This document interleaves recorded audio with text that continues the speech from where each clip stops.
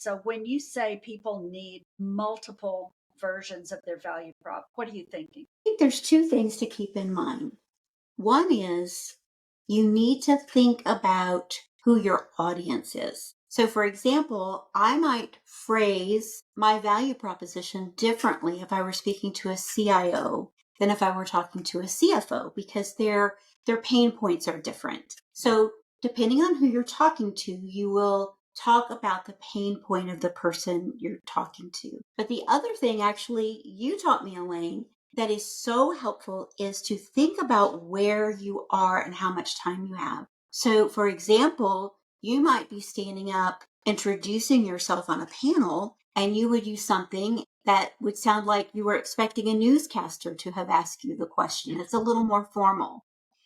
But then, how many times do we introduce ourselves with a cocktail in our hand at a party?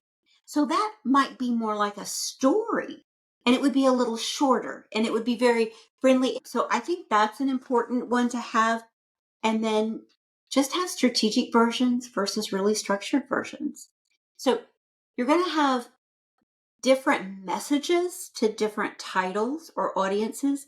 But once you have that message, you have to be able to present it like you're talking on the news, like you have a cocktail in your hand, like you wanted to say something humorous and short in the elevator that says, when that happens, I'm that guy. The So literal elevator pitch. a literal elevator pitch. So who are you talking to and what's their pain point?